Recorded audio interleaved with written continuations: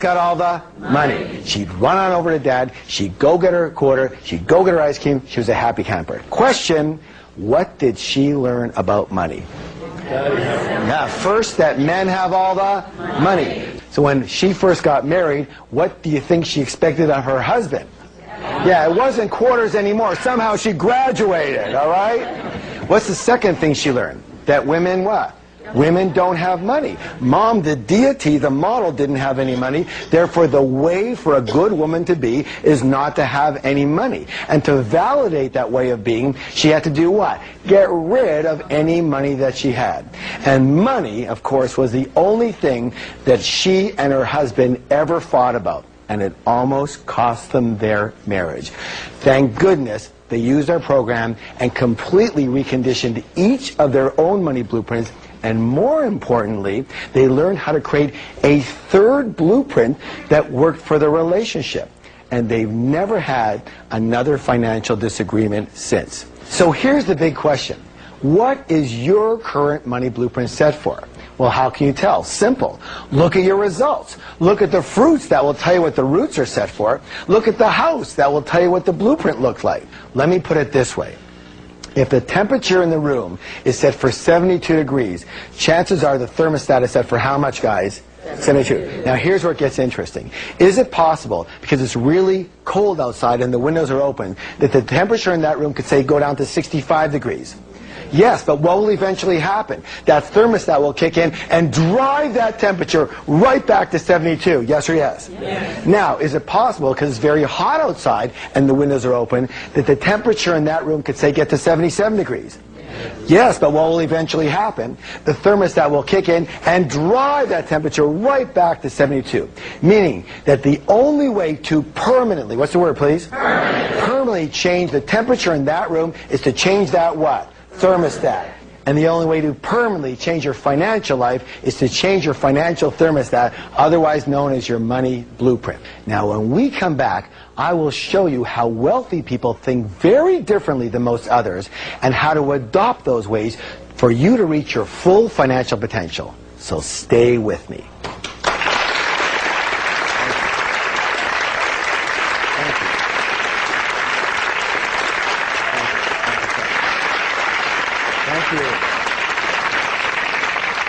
We call the process of manifestation. Do you remember? Your thoughts lead to your feelings, which lead to your actions, which lead to your results. Meaning, again, it all begins with the way you think. So what we're going to do is we're going to examine some of the ways that rich and successful people think very differently than unsuccessful people, in order to consider adopting those ways of thinking and resetting our financial blueprints. Now, we're going to call these ways of thinking wealth secrets. Good or good? Good. All right, let's begin. Rich and successful people believe I create my life, and unsuccessful people believe life happens to me. If you want to create real success, it is imperative that you believe that you are at the steering wheel of your life. You have to believe that you are the one who creates your success, you are the one who creates your mediocrity, and you are the one creating any financial struggle. But instead of taking full responsibility for their lives, most people instead, they play the role of the victim. What's it say, please? Victim. Now, victims usually leave 3 indelible clues. So the first one they seem to have in common is they often do a lot of this. What's the word, please? Blame things. They blame the economy. They blame their type of business. They blame the stock market. They blame the real estate market. They blame the city they live in. They blame the taxes or the government or their employee or their employer. They blame their manager. They blame their partner. They blame their upline. They blame their downline. They blame their husband. They blame their wives, their boyfriend, their girlfriend. It's always something else. It's always someone else. And everyone wants to blame their parents for something. Or they do this.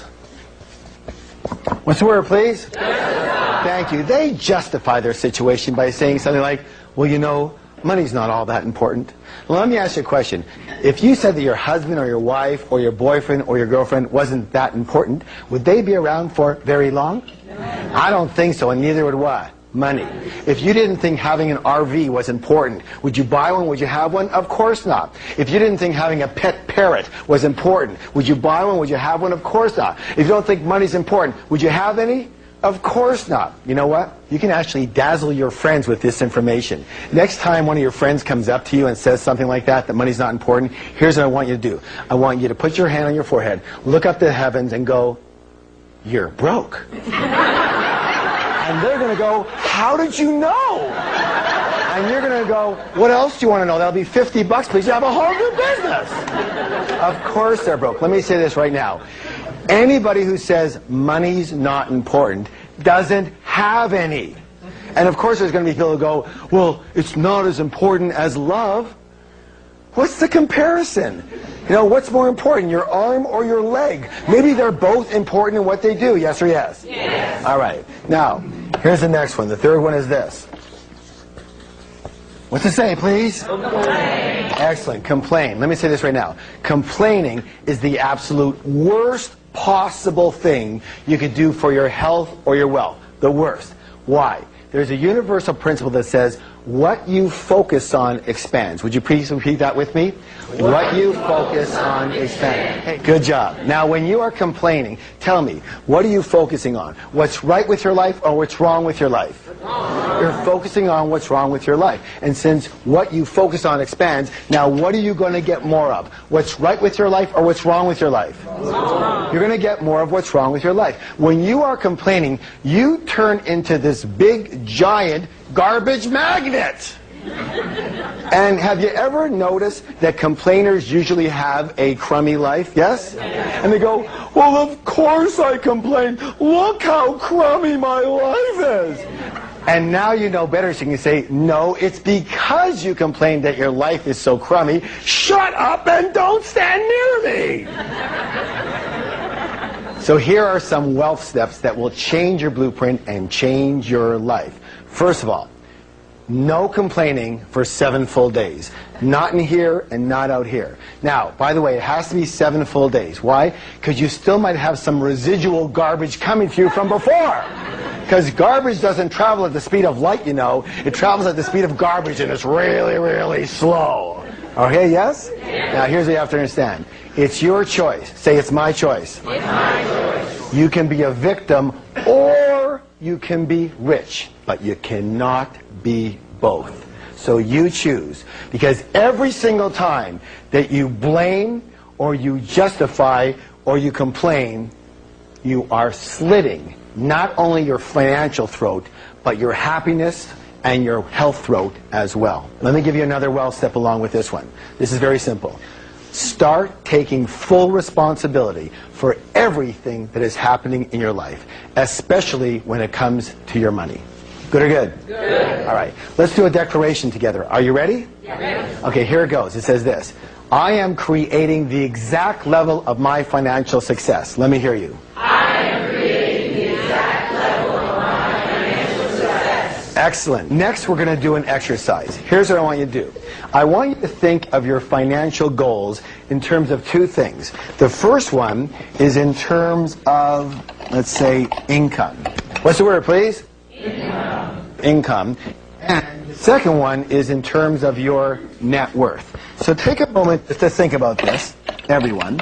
And I'm going to give you a couple examples. Let's say that one of your financial goals for income is that, you know, you want to earn, say, $100,000 a year. Not good or not bad, just say $100,000 a year. That's an example, yes? Yes. And let's say your goal for net worth might be $1 million. Is that possible? Yes. All right, good. Now, here's another wealth secret. Rich and successful people, they play the money game to win. Most other people play not to lose. Here's the thing. Most people actually play the money game on defense versus offense. In sports, let me ask you a question. Anytime you play any game strictly on defense, tell me, what are your chances of actually winning that game? Very slim and very none. And most people's primary concern is survival and security. So what is your goal? What is your true objective? What is your intention? Wealthy people's intention is to create abundance. Most broke people, their intention is to have enough to pay the bills, or just get by, or I just want to earn a decent living. And you know what?